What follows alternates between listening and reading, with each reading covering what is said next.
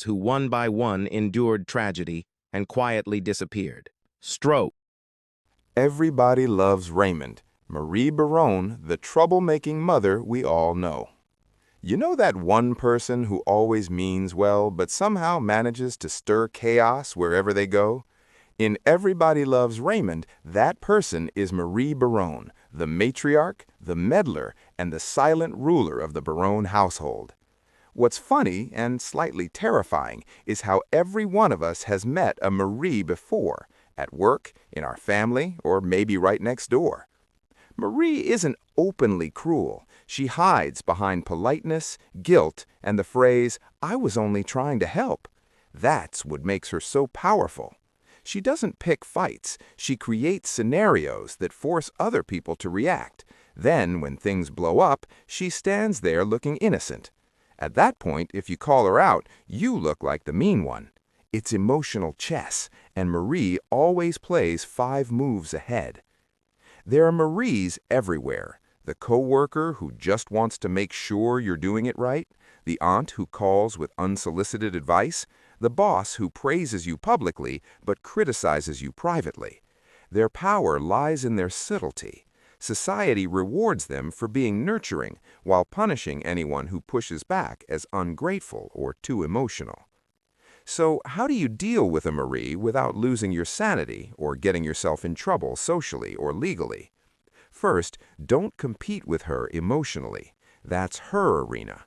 Maries thrive when they can make you look reactive. If she tries to guilt trip or manipulate, respond with calm neutrality. A simple, "Thanks, I'll take care of it," shuts down her need to control the situation. Second, keep boundaries firm and polite. If a Marie keeps inserting herself into your business, whether that's your work project or your marriage, you need to gently but clearly say, "I appreciate the advice, but I'll handle it my way." Don't argue, explain, or justify. That's where people fall into her trap. Third, document behavior if it crosses lines, especially at work. There's a difference between annoying and toxic.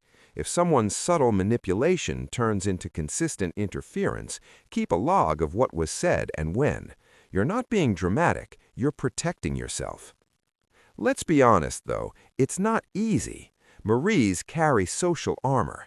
They're sweet on the surface, respected by others, maybe older or more experienced, which makes calling them out tricky.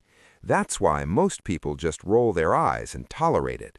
But long-term, that silent tolerance turns into resentment, and Marie keeps running the show. Here's what the show Everybody Loves Raymond nailed. Despite her meddling, everyone still loved Marie. Why? Because she represented comfort, tradition, and familiarity.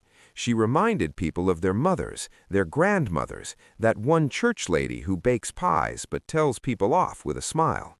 You can't fix a Marie. You can only decide how much access she gets to your peace of mind.